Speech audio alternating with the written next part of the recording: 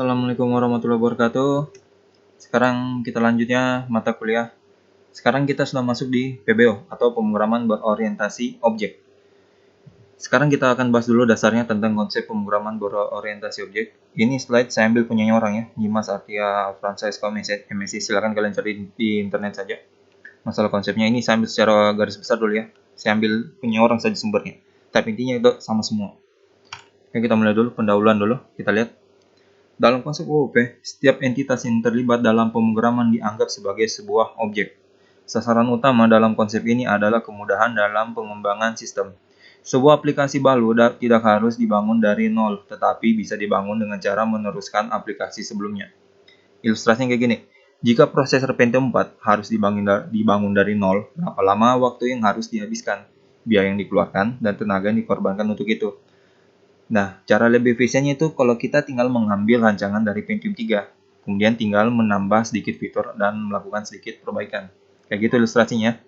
Jadi PBO itu kita tinggal, kalau kita ingin mengembangkan atau ingin mengupgrade aplikasinya, mengupdate, kita tinggal tambah fungsinya. Atau kita tinggal, objeknya tinggal diperbarui atau diperbagus lah objeknya. Beda dengan prosedural. Prosedural kita harus, kalau kita ingin mengubah satu, ketika kita mengubah baris paling atas, maka itu semua akan berefek ke bawahnya. Efek domino lah. Ketika satu di atas dirubah, maka di bawah akan kena semua. Beda dengan PBO. Oke, kita lanjut lagi. Nah, di PBO ini kita akan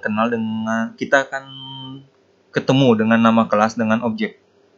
Kelas itu apa? Kelas adalah blueprint atau prototype dari objek-objek tertentu yang memiliki kesamaan variabel dan metode. Ini mirip struct ya di C++.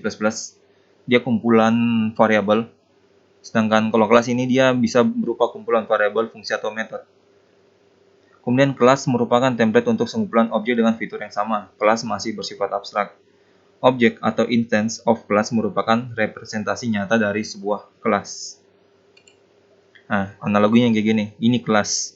Objeknya gini. Dia kumpul semua yang mirip. Ini kan pohon semua. Pasti memiliki kemiripan. Entah bentuk batangnya, sama-sama memiliki batang, memiliki akar, memiliki daun, dan sebagainya. Oke, kita lanjut lagi. Kelas pohon mendeskripsikan fitur yang dimiliki oleh semua pohon, memiliki akar, daun, tumbuhan, dan sebagainya. Kelas pohon berfungsi sebagai model abstrak tentang konsep pohon.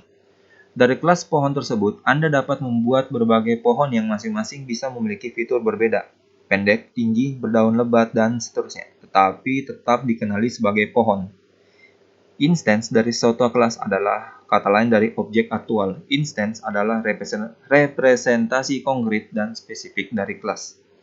Objek dan instance adalah sama.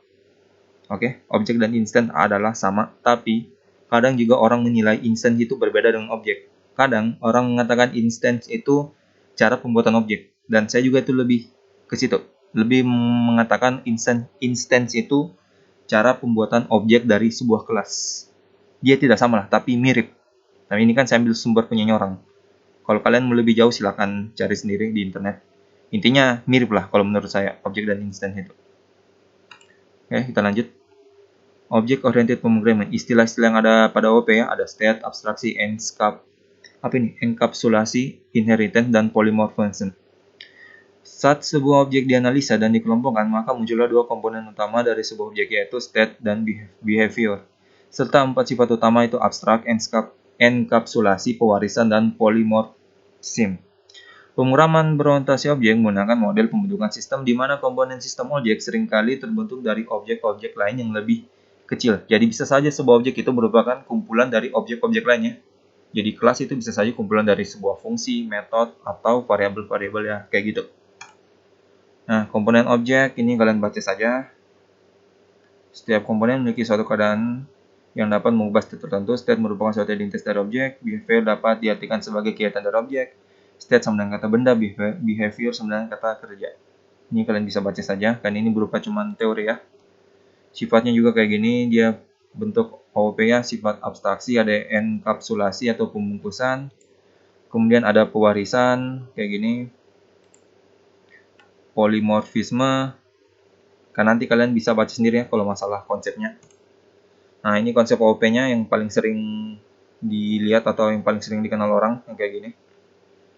kelas manusia, dia dapat memiliki warisan, yaitu manusia bergender pria dan manusia bergender wanita. Sehingga kelas itu dapat membentuk sebuah kelas lagi, kelas wanita dengan kelas pria yang saling terhubung.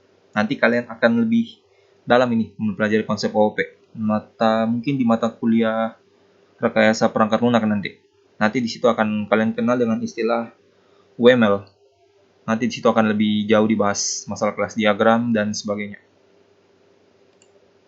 Nah, ini bentuk penulisannya ya. Nanti ini kita langsung praktek saja di video selanjutnya. Oke, Assalamualaikum warahmatullahi wabarakatuh.